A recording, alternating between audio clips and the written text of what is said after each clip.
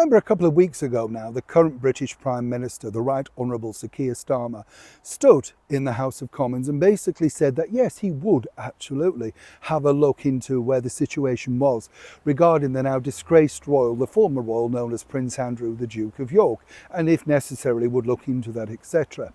And as I told you at the time, chums, the thing that really angers me about all of that really is the fact that we know that Keir Starmer is no fan of the monarchy. He's on record as saying so, as are many of the current government. You know, they don't like the monarchy, it's not for them. They don't like anybody who's successful. Basically, they want you to be in a very flat level of you will do what they say. It's not really working out for Keir, is it? Because even he now is as unpopular as Prince Andrew in the polls. I mean, really, you know, if you're at that level, where'd you go from here? You get the picture. What's interesting, though, what I can tell you is now simply this, because as you understand, Prince Andrew has gone through a hellish time, and of course, all of the alleged victims, I understand that, but on a personal level, you couldn't take away much more from a man. Of course, Keir Starmer's remained silent, once again, no offer of anything, a little bit like, of course, the terrible murder of that particular man over here in London. Everybody rushes when it's the other side. Nobody cares when it's your own side. It's deplorable. You know the one I'm talking about.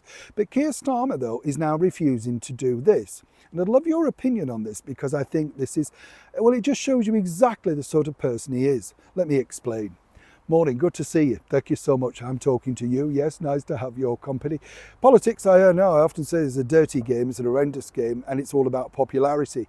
The current British Prime Minister has zero popularity. Nobody can stand him. I mean, you know, even people in his own party are now plotting, looking, scheming, because they know they are not winning the next election. It's there in black and white. Many people suspect that it will be the current leader of the Reform Party, Nigel Farage, but of course the Conservatives could come up from nowhere under the, I think, you know, great leadership of a female lady, Kemi Badenoch. I think she speaks a lot of sense in many respects, but you know, it's all there. It's popularity. There is no popularity with Keir Starmer. The thing that you have with Keir Starmer is simply this: lie upon lie upon lie. And what I've been told from an excellent source inside Downing Street is that they're not bothered about these crash and burn headlines, because there's another disaster every single day. And that's true. You know, you get caught out like the housing minister selling her houses or putting the rents up. You've got Rachel Thieves, as she's called, basically just, you know, breaking the law. And Keir Starmer gets up and says, I've got every faith in her. She's given an honest opinion of what's gone wrong. So consequently, she gets to keep her job. If you were us in the public domain, you wouldn't be doing that. Here's where this gets interesting, in my opinion, right? You see, because as I said, Prince Andrew stripped away with everything.